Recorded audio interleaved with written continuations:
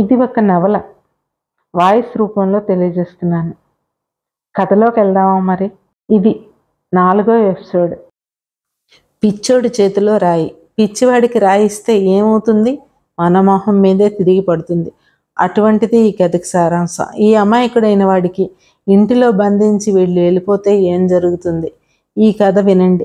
ఆ నోట ఈ నోట శాంతమ్మ ఇంటి కదంతా 10 మంది ఊసులాడుకుంటుంటారు. పల్లెటూరు కదా, ప్రతి ఒక్కరు ఏవేవో చెప్పుకుంటుంటారు.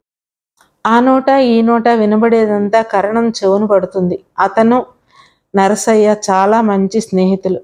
అందుకే ఆ ఇంటికి ఏమైనా సమస్య వచ్చిందంటే బాధపడతాడు. నరసయ్యకి ఏ డబ్బు సాయం కావాలన్నా కరణం సాయం చేస్తుండేవాడు. చిన్నప్పటి నుంచి మంచి స్నేహితులు. అయ్యో, ఏం సమస్య వచ్చిందో, నరసయ్య వాడు చనిపోయిన తర్వాత ఆ ఇంటిలో ఏం సమస్య అనుకుంటూ వెళ్ళి ఆ పక్కింటి పార్వతమ్మకు అడుగుతాడు. వాళ్ళ ఇంటి పక్కన పార్వతమ్మకి, ఏమమ్మా నరసయ్య వాళ్ళ ఇంట్లో ఏమైనా గొడవలా? అవును బాబు, చాలా గొడవలు అవుతున్నాయి. ఆ పెద్దవాడు చిన్నవాడిని ఉంచనంటున్నాడు. పిచ్చి హాస్పిటల్కి తరలించమంటున్నాడు. ఆస్తి మీద వ్యామోహం పుట్టింది వాళ్ళిద్దరు 3 పిల్లలకి. అదంతా తెలిసిన శాంత చాలా బాధపడుతుంది. ఎవరికీ చెప్పుకోలేదు. ఇంటి గుట్టు కదా, ఇంత చూస్తే అందరికీ పాకరేసింది. ఊరంతా ఇదే ఊసులు. మన పల్లెటూరులో ఉండే సంతే ఇది అని అంటుంది పార్వతమ్మ. ఆ మాటకి అయ్యో అనుకుంటాడు కరణం. అనుకొని ఒకసారి శాంతాలింటికి పలకరింపుగా వెళ్తాడు. పలకరింపుగా వెళ్ళిన కరణం, ఇంక రండి అన్నయ్య, కూర్చోండి అని పలకరిస్తుంది శాంత. ఎంతో తెలిసిన వ్యక్తి కదా, ఎంతో మంచి వ్యక్తి, భర్త స్నేహితుడు గనక. లక్ష్మి కోడలు టీ పెట్టడానికి వెళ్తుంది కొంచెం దూరంలో. వెంటనే కరణం అడుగుతాడు, అమ్మా నీ ఇంటిలో ఏంటి సమస్య? ఊరంతా ఒకలా ఊసులాడుకుంటున్నారు. అది నా చెవుని పడ్డది. నరసయ్య ఇంట్లో గొడవ అంటే వాడు చనిపోయే వరకు ఎంత మంచి స్నేహితులమో నీకు తెలుసు. ఏ సమస్య అయినా నాకు చెప్పాలి కదా అని చెప్తాడు కరణం. ఏమీ లేదు బాబు, ఉన్నదే. వాడికి చిన్నోడంటే ఇష్టం లేదు. పిచ్చి హాస్పిటల్లో వేసిస్తానంటున్నాడు. ఈ అస్తంతటి మీదకి వ్యామోహం వచ్చింది వాడికి. భార్య మాటలే వింటున్నాడు. రేపొద్దున ఏమవుతుందో తెలియదు. అతను ఉన్నంత దన్ను నాకు లేదు. ఇప్పుడు ఏం చేయాలో అర్థం ఏం లేదు. పంచాయతీలో పెట్టు. వద్దండి, పరువు పోతుంది కదా అంటుంది శాంత. పరువుకే ఉంది. ఇంటి సమస్య ఇలా పెరిగిపోతుంటే ఆడదాను నువ్వేం తేలుస్తావు? వద్దు. ఆ పిచ్చివాడు కాదు కదా, వాడు ఒక అమాయకుడు అంతే. చాలా మంచి వ్యక్తి. చిన్నప్పటి నుంచి ఎవరికి ఆడి వల్ల హాని లేదు. చక్కగా చదువుకుండేవాడు కూడా. స్కూల్లో ఏదో పిల్లల అల్లరికి వీడికి తీసేశారు, అంతేగాని బాగానే ఉంటాడు. వాడు కష్టపడతాడు కానీ ఎద్దులా తెలియదు అమాయకత్వం. మీరుంటే చెప్తారు. వీడికి ఇసుకొస్తున్నట్టుంది. ఇది పంచాయతీలో పెట్టు, నేను సర్పంచ్ చూసుకుంటాం అని కరణం చెప్తాడు. సరేనన్నట్టు తల ఊపుతుంది. ఈలోగా లక్ష్మి టీ తెచ్చిస్తుంది. ఇదిగో బాబాయ్ తాగండి అనేసి. వెంటనే టీ తీసుకుంటాడు. లక్ష్మి, ఎలా ఉన్నారు? ఏంటి సంగతి? బాగానే ఉన్నాం. ఈ పిచ్చివాడితో పడదాకా చస్తున్నామన్నది లక్ష్మి. ఆ మాటకి కారణం ఏమీ అనకడు, మౌనంగా ఉంటాడు. టీ తాగేసి వస్తానమ్మా అనుకుంటూ వెళ్ళిపోతాడు. ఆ మాటకి శాంత మనసులో అనుకుంటుంది, సరే కరణం గారు చెప్పేటట్టే సర్పంచ్ దృష్టికి కూడా తీసుకెళ్తా.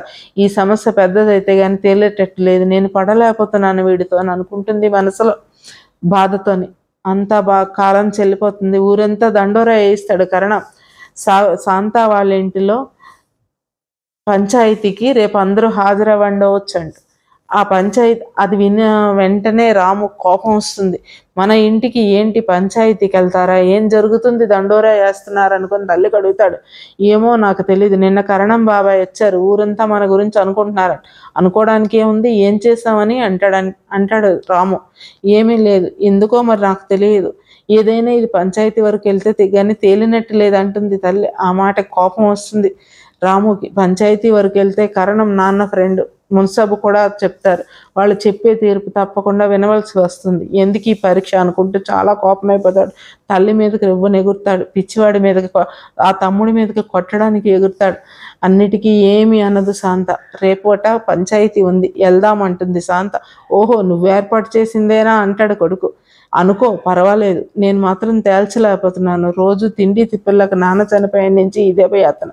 నేను పడలేకపోతున్నాను అంటుంది శాంత. ఆ మాటకి ఏమీ అనలేడు రాము. ఊరి పెద్ద. పంచాయతీ పెట్టిన తర్వాత హాజరవ్వక తప్పదు. ఆ అక్క చెల్లెలకు కూడా ఈ నోట ఆ నోట తెలిసిపోతుంది. ఆ అక్క చెల్లెలు కూతుర్ని పట్టుకొని కూడా పంచాయతీకి వస్తుంది. ఊరందరూ పంచాయతీకి ఉంటారు. అక్కడ పోలీసులు గొడవలు ఉండవు. అంతా కరణం మున్సబ్ చెప్పేటట్టు నడవలసిందే. ఇద్దరు చాలా మంచి వ్యక్తులు. ఏంటిరా అందరూ హాజరైతే కరణం అడుగుతాడు, ఏంటిరా రాము నీకేంటి సమస్య? ఏం సమస్య బాబాయ్? నాకు చాలా సమస్య, నాన్న చనిపోయిన నుంచి చాలా సమస్య పడుతున్నాను. ఏంటి ఆ సమస్య చెప్పరా? ఏమీ లేదు, నేను వాడితో పడలేను, వాడు ఇక్కడ వద్దు. వద్దు అంటే ఏం చేస్తావేంటి అని అడుగుతాడు మున్సబ్. ఆ మాటకి రాము, వాడికి పిచ్చి హాస్పిటల్లో చేర్చాలనుకుంటున్నాను. ఎందుకు? వాడికి పిచ్చి లేదు కదా, వాళ్ళు కూడా చేర్చుకోరు అంటాడు కరణం.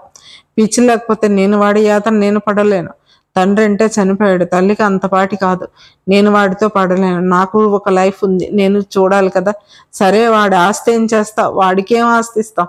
ఆ పిచ్చివాడు అడగని గడిస్తున్నాడా ఏంటి? ఆ ఇల్లు కట్టే నుంచి అన్ని నాన్నకి నేను సాయం చేశాను. నాకు వాడికి 12 సంవత్సరాలు తేడా, చిన్నపిల్లడాడు, ఆడేం చేయలేదు కదా అని అడుగుతాడు రాము.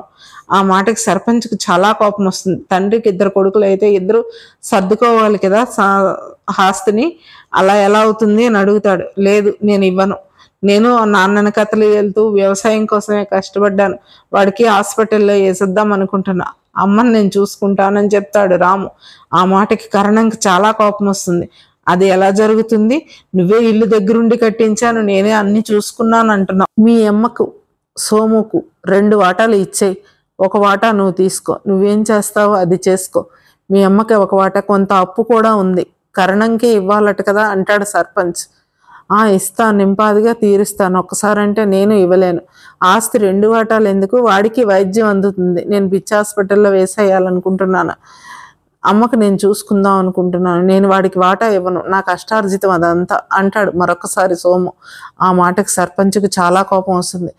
కరణం వెంటనే అంటాడు, సరే నువ్వు పండించిన పంట ఎంత, దాని ఆదాయం ఎంత, సంవత్సరంకి ఎన్ని బస్తాలు వస్తున్నాయి, నీ ఇంటికి వేసే దూలాలు ఎంత, నీ కిటికీలు ఇంటివి ఎన్ని, మొత్తం నువ్వు కట్టించానంటున్నావు, నువ్వే చేసుకుంటున్నావు, మొత్తం నీ సంసారాన్ని, నీ వ్యవసాయాన్ని మొత్తం బయోడేటా నాకు కావాలి, ఇంటికి కూడా ఎంతవరకు కష్టపడ్డావో అదంతా లిస్టు నాకు కావాలి అంటాడు కరణం. ఆ మాటకి అవి ఎవరైనా లెక్క పెట్టుకొని ఉంటారా? అవి ఎవరైనా లెక్క పెడతారా అంకుల్ అని అడుగుతాడు రాము. లెక్క పెట్టక్కర్లేదు, కష్టార్జితం అంతా నీదే అన్నప్పుడు అవన్నీ లెక్కలేసుకుంటారు కదా. సంవత్సరంకి ఎంత అప్పు ఉంది, ఎంత తీర్మానం ఉంది, నాకు కరెక్ట్గా ఎంత అప్పు ఉందో కరెక్ట్గా నువ్వు చెప్పు చాలు అని చెప్తాడు. తెలీదు, మీ దగ్గర కాగితాలు ఉంటాయి కదా, నాన్న కూడా కాగితాలు ఉంచుంటారు, దాన్ని బట్టి తీరుస్తానని చెప్తాడు. ఇది అంతా కాదు, ఇదంతా జరగని పని, నేను చెప్పే లిస్టు చెప్తే చెప్పు, అప్పుడు ఆస్తి నీకు ఇచ్చేస్తాను, లేదంటే నువ్వు మేము చెప్పేటట్టు ఆ ఒప్పందానికి ఒప్పుకోవాలి, తప్పదు అని చెప్తాడు సర్పంచ్. ఆ మాటకి రాము ఏమీ అనలేక మౌనంగా ఆగిపోతాడు. సోము సోము అని పిలుస్తాడు. అక్కడే ఉన్న అమాయకుడు తల్లి పక్కన ఉన్నాడు, ముందుకు వస్తాడు, ఇలా తలెత్తుతాడు. నువ్వు చెప్పగలవా అంటాడు. ఏంటి అని అడుగుతాడు. మీ ఇంట్లో ఉండే ధాన్యం బస్తాలన్నీ, మినుపు బస్తాలన్నీ, సంవత్సరంకు పండిన పంట ఎంత, మీ ఇంటికి ఉండే దూలాలు ఉన్నాయి చూడు అవి ఎన్ని, కిటికీ దూలాలు ఎన్ని, అది కట్టే మెజర్మెంట్ ఎంత, మొత్తం నువ్వు చెప్పు అని అంటాడు. ఆ దడదడ చకచక చెప్పేస్తుంటాడు. ఎంత అమాయకుడు కూడా, ప్రతి ఒక్కటి కూడా ఊరంతా ఆశ్చర్యపోతారు. ఆ విషయం అదంతా వింటున్న పక్కింటి పార్వతమ్మ పక్కపక్క నవ్వుకుంటుంది. ఎందుకంటే అది అంతా చూసిన కరణం పార్వతమ్మ.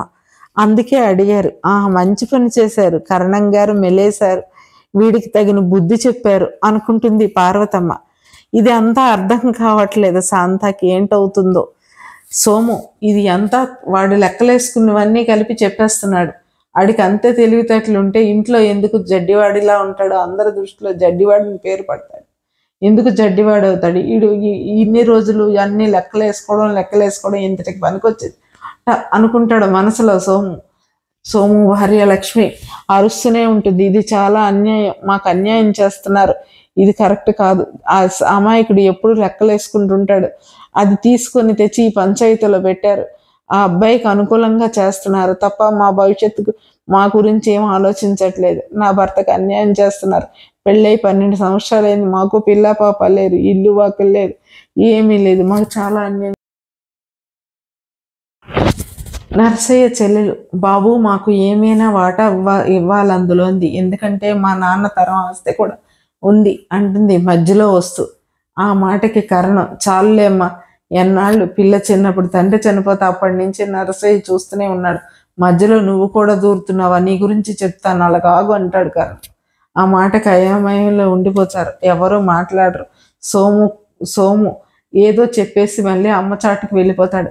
అప్పుడే సర్పంచి మెలేశాడు కరణం అనుకుంటూ, మరి ఇంకేముంది, ఈ ఆస్తంతా సోముదే, ఎందుకంటే వాడికే ఇవన్నీ తెలుసు, అంటే ఎక్కువ శాతం వాడే కష్టపడుతున్నాడు, దీని గురించి లెక్కలన్నీ వాడికే తెలుసు, అంటే తండ్రి వాడి పేరునే రాసుంటాడు, ఈ ఆస్తంతా వాడిదే, సౌఖ్యంగా ఉంటే సోముకు కొంత చెందుతుంది, లేకపోతే చెందదు, అణిగిమణిగి ఉంటే ఒక వంతు ఆస్తి వస్తుంది, అప్పులకు కొంత పోతుంది, అప్పులకు పోగా ఉన్న ఆస్తిని 2 వాటాలు సోముకి ఇవ్వాలి, 1 వాటా రాముకి ఇవ్వాలి, ఆ వాటాలోనే అమ్మకు చూడాలి, ఇదే కరెక్ట్, ఎందుకంటే వాడు అమాయకుడు కనుక వాడికి ఆస్తి నాకేమీ అక్కర్లేదులే అంటాడు. కోపం సోము, వద్దు, నీ కాళ్ళల్లో శక్తి ఉంది, నీకు తెలివితేటలుంది, నువ్వు కష్టపడవలసింది నువ్వు కష్టపడు, ఈ ఆస్తి అంతా వాళ్ళకే చెందుతుంది అని కరణం మున్సబ్బు తేల్చి చెప్పేస్తారు. ఆ మాట విన్న అక్క చెల్లెలు శాంత ఆడబడుచు, ఇంత ఆస్తి వీడికి అందిందా, అయితే ఇంకేముంది అనుకుంటూ ఆశపడుతూ కూతుర్ని పక్కకు లాక్కొని వెళ్ళి, ఈ ఆస్తి అంతా ఏం లేనా 5-6 కోట్లు చేస్తుంది, అంత ఆస్తి వాడికే ఇస్తున్నారు, నేను చూశాను కదా ఈ 12 రోజులు, వాడేం పిచ్చివాడు కాదు, అమాయకుడు మాత్రమే, ఎంత పని చేస్తున్నాడు తెలుసా, మనం తిప్పుకుందాం, మనం మార్చుకుందాం, నువ్వు పెళ్లి చేసుకోవే అని కూతురికి చెప్తుంది. ఆ కూతురికి ఏం అర్థం కాదు, నేను చేసుకోనంటుంది. కానీ సోము అందంగా ఉంటాడు, సోముకు చూసి ఆశపడుతుంది. సరే అయితే నువ్వు చెప్పినట్టే చేస్తాను, బోల్డ్ ఆస్తి అన్ని కొని పెడతావా అని అడుగుతుంది. నేను ఇక్కడే ఉంటాను కదా, అన్నీ నేను చూసుకుంటాను, మనం ఏదైనా కొంత అమ్మి షాప్ ఏదైనా పెట్టుకుందాం, చాలా బాగా బ్రతకగలం, ఎంతకన్నా ఒకరి కింద పనిచేస్తాం, ఇంకా నేనైతే ఇంకా కష్టపడలేను, నీకు పెళ్లి చేయాలంటే డబ్బు కావాలి, అది మన దగ్గర లేదు, మా అన్న కూడా లేడు, ఇప్పుడు ఇచ్చే దక్షత కూడా లేదు, అందుకే ఒప్పుకో అని నచ్చ చెప్తుంది. ఆ మాటకి తల్లి మాట కాదనక కూతురు ఒప్పుకుంటుంది. ఇద్దరు కలిపి ముందుకు వచ్చాడు. కరణం చెప్తాడు, అవునమ్మా నువ్వు అడిగున్నావు కదా కుమారి, చూడు ఇక్కడ నీ కూతురు ఉంది కదా, నీ కూతురికి సోముకి ఇచ్చి పెళ్లి చేయి, వాడి బాధ్యత తీసుకోండి, నువ్వు అక్కడే ఉండి వాడిని మార్చుకోండి, ఎటువంటి ఇబ్బంది పెట్టకుండా, మీకు తోడుగా శాంతమ్మ ఉంటుంది, అందరూ కలిసిమెలిసి ఉండండి, ఐకమత్యంగా ఉండండి, రాము బుద్ధిగా ఉంటే ఆ ఇంటిలో ఉంటాడు, లేకపోతే బయటికి వెళ్ళిపోవలసిందే, ఊరు చివర ఒక ఇల్లు ఉంది కదా, ఆ ఇల్లు వాళ్ళకి వస్తుంది, మాకు ఏమీ అవసరం లేదు, మీ ఊరు పంచాయతీయే తప్పు అనుకుంటూ మొగుడు పిల్లలిద్దరు అరుచుకుంటూ మేము స్టేషన్కి వెళ్తాంలే అనుకుంటూ వెళ్ళిపోతారు. ఊరందరూ ఒకటైపోయి పోనీలే అమాయకుడు వాడికి అందడమే కరెక్ట్ అంటారు. ఊరందరికీ తీర్పు నచ్చుతుంది. ఆ తీర్పుకి ఎవరు ఏం సమాధానం చెప్పలేరు. ఊరందరూ ఒకటైపోవడంతో రాము ఏమీ అనలేక ఇంటికి నడిచి వెళ్ళిపోతాడు. ఏం వాళ్ళమ్మకు చాలా సంతోషం అవుతుంది. కుమారి కూతురికి ఇచ్చి పెళ్లి చేస్తారు. రంగరంగ వైభవంగా కరణం సర్పంచ్ కలిపి నిలబడి చేస్తారు. నీకు ఏమి లేదు కదా, వీళ్ళకి తోడుగా ఉండమ్మా అని కుమారికి చెప్తారు. ఆ మాటకి శాంత తోడుగా ఉంటుంది, అందరూ కలిసి ఐకమత్యంగా ఉండండి, ఆ భూమిని 10 చేసుకోండి అని చెప్తుంది. సరే అంటూ అందరూ ఒప్పుకుంటారు. ప్రతి ఒక్కరూ ఆనందంగా ఉంటారు. రాముకు ఎంత బాధ కలిగినా తప్పదు, ఆస్తి కోసం నటించక తప్పదు, వాడు ఐకమత్యంగా ఉంటాడు. అదే పిచ్చివాడికి రాయిచ్చి చూశారు. పిచ్చివాడికి ఆ ఇల్లు అప్పజెప్పినందుకు తీర్పు దేవుడు ఎంతగా చూశాడో చూడండి. అదే ఈ కథకు సారాంశం.